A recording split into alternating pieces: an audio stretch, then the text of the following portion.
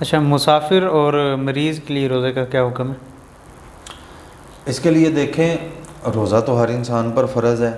لیکن جو انسان بیمار ہے، مریض ہے کوئی، اس کے لیے شریعت اسلامیہ نے گنجائش رکھی ہے۔ اگر تو کسی بندے کو اس طرح کا مرض لاحق ہے، اس مرض میں وہ روزہ نہیں رکھ سکتا، ٹھیک ہے، پھر اس کو ٹھیک ہونے کی بھی امید نہیں ہے،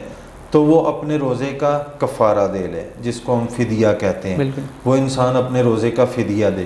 اب یقیناً ذہن کے اندر یہ کویسچن بھی آئے گا کہ فدیہ کتنا ہے؟ فدیہ ایک مسکین کا کھانا ہے۔ ہمارے عام طور پر کہتے ہیں جی کسی کو روزہ رکھوانا ہے، سحری کروانی ہے، افطاری کروانی ہے، اس طرح کی بات نہیں ہے، بلکہ ایک مسکین کا ایک روزے کا فدیہ ایک مسکین کو ایک ٹائم کا کھانا ایک کھلانا ٹائم کا کھانا ہے، ٹھیک ہے۔ صحیح۔ وہ آپ کسی کو دے دیں، اب وہ چاہے اس کے ساتھ روزہ رکھے، یا اگر اس کی کوئی اس طرح کی کنڈیشن نہیں ہے کہ وہ روزے رکھ سکے، ہو سکتا ہے یہ بھی ممکن ہے، تو بس وہ ویسے ہی آپ کے دیے ہوئے اس چیز کو اپنے یعنی کھانے کے اندر استعمال کر لے۔ تو کوشش کرنی چاہیے، یہ جو فدیہ ہم نے دینا ہے نا، اس وقت صحابہ کرام جو کیا کرتے تھے، یہ کھانے پینے کی چیز دینا، کو گندم، کو آٹا، کو اور اس طرح کا اناج والی چیز، وہ دینا زیادہ بہتر ہے۔ پیسے بھی بندہ دے سکتا ہے، کوئی حرج نہیں ہے، لیکن علماء کرام کہتے ہیں کہ کوئی نہ کوئی کھانے والی چیز دینا بہتر ہے، ٹھیک ہے۔ اسی طرح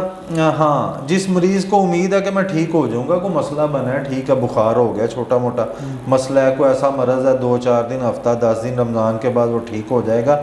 تو اس کو چاہیے کہ وہ اپنے روزوں کی رمضان کے بعد قضائی دے، جتنے روزے رہ گئے، کہ پورے سال میں کسی بھی ٹائم وہ دے سکتے ہیں، کسی بھی ٹائم دے لے، لیکن کوشش کرنی چاہیے رمضان کے بعد جلد دے لے، کیونکہ زندگی موت کا کس کو پتہ ہے۔ بالکل یہ بھی بات۔ اسی طرح آپ نے مسافر کے روزے کے متعلق پوچھا، انسان نے سفر پر نکلنا ہے تو اس کے لیے گنجائش ہے،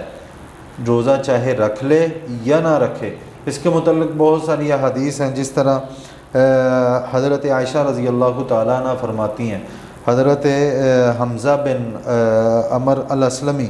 وہ آئے نبی صلی اللہ علیہ وسلم کے پاس، انہوں نے سفر پہ جانا تھا، تو آ کر پوچھتے ہیں کیا میں سفر میں روزہ رکھوں؟ تو نبی صلی اللہ علیہ وسلم نے فرمایا اگر تو چاہتا ہے تو رکھ لے، اگر نہیں رکھنا چاہتا تو کوئی بات نہیں، کوئی مسئلہ نہیں ہے، یہ آسانی کے لیے، آسانی کے لیے۔